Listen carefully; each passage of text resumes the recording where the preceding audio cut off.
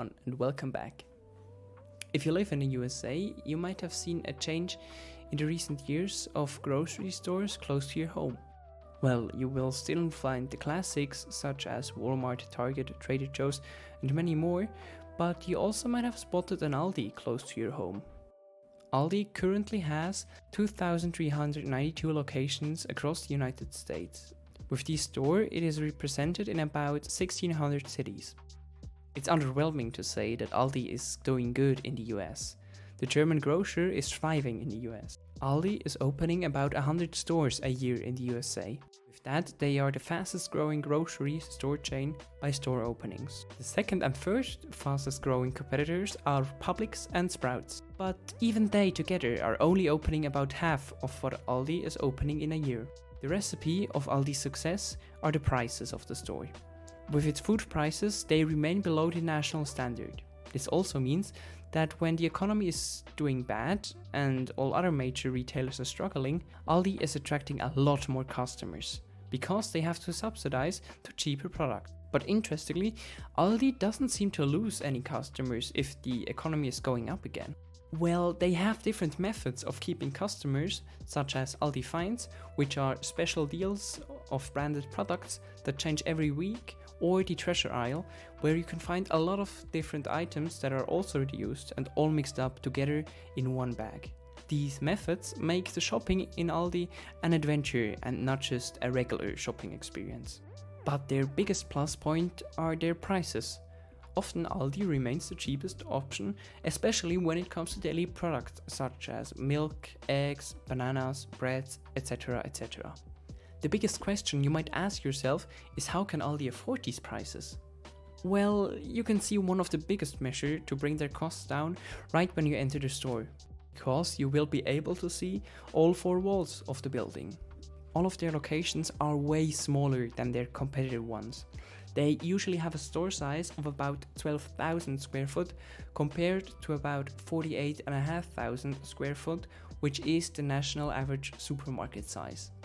This brings costs down when it comes to buying, leasing and operating a store. If you have a smaller area to operate, you also need way less staff to keep everything in touch and stock all shelves.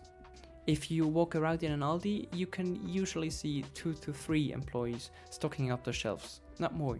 Additionally, Aldi also saves employees when it comes to additional services that they don't offer, such as an info desk or anything else that you can find in the competitor stores, which needs more employees. You even have to use money to unlock your own shopping carts.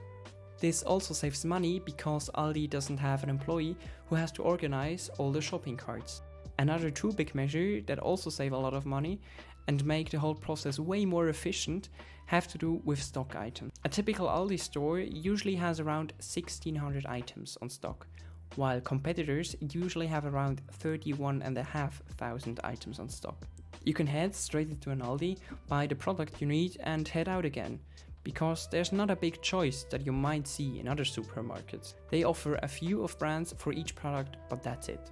Secondly, they also leave their items in the boxes in which they arrive at the store. This saves a lot of valuable time and employees, with unboxing and organizing all the items. Another point that made Aldi one of the cheapest grocers in the US are their private labels. If you head into an Aldi, you won't find all the brands you know from other stores. But what you will find are a lot of private label substitutes, which are usually way cheaper than the originals. They even look quite similar to their originals, but their biggest difference is usually the price, because Aldi can cut out of the profits of the manufacturer and the middlemen. Another measure Aldi takes to keep their customers is openly showing that they are a discounter. As soon as you walk in, you see the steps that they take to bring their costs down. This makes you get rid of the usual assumption that low price comes with bad quality. If you see all the measures that they take to bring their costs down, you think that you can get a high quality product for a cheap price. And last but not least, Aldi also tries to set extra low prices on known price items.